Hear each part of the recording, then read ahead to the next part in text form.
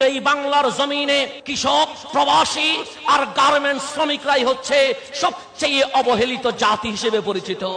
আর তাদের রক্ত চুষে যারা এসি রুমে বসে কলমের কালি দিয়ে দুর্নীতি করে, তারা আমার বাংলাদেশকে দুর্নীতিতে চ্যাম্পিয়ন করেছে।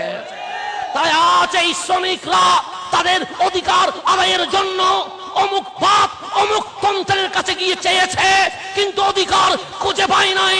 এই বাংলা নয়, বিশ্বের জমিনে সর্বপ্রথম শ্রমিকদের অবদান যিনি স্বীকার করে দিয়েছেন, উনি বিশ্বের রাষ্ট্রপতি, সংবিধান প্রণেতা, আখেরি পয়গম্বর রহমতুল্লিল আলামিন আহমদে মুজতবা মুহাম্মদ মুস্তাফা সাল্লাল্লাহু আলাইহি ওয়াসাল্লাম।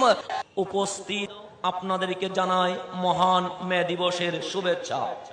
আমাদেরকে একটা কথা মনে রাখতে হবে, এই বাংলাদেশ একটি উন্নয়নশীল দেশ। এই দেশ উন্নয়নের পিছনে তিন ধরনের মানুষের বড় অবদান আছে।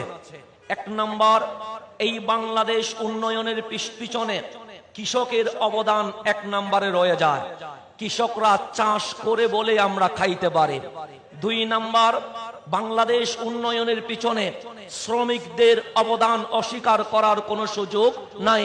তন্মধ্যে প্রবাসীদের অবদান অস্বীকার করলে বাংলাদেশ নিমুখ হারাম রাষ্ট্র হিসেবে প্রতিষ্ঠিত হবে। তিন নাম্বার, যাদের অবদান স্বীকার করতে হবে তারা গার্মেন্টস, দিনমজুর, যানবাহন চালিয়ে যারা আমাদের খোদার যন্ত্রণা মিটায়, তারাই এই বাংলাদেশের অবদান রাখে।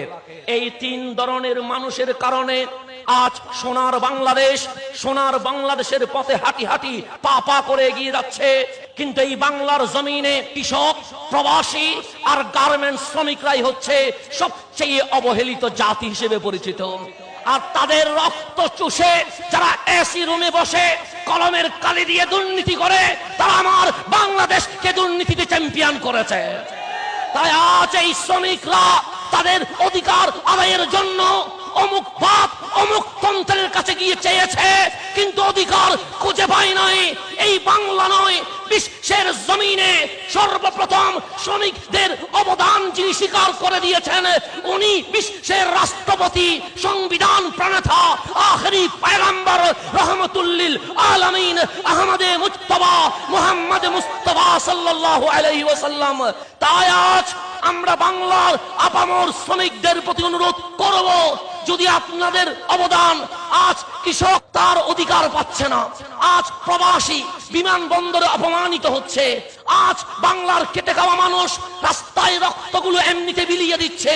এই শ্রমিকদের অবদান, অধিকার যদি পেতে হয় তাহলে অন্য কোনো তন্ত্রে বা বাদে গিয়ে কোনো লাভ নাই।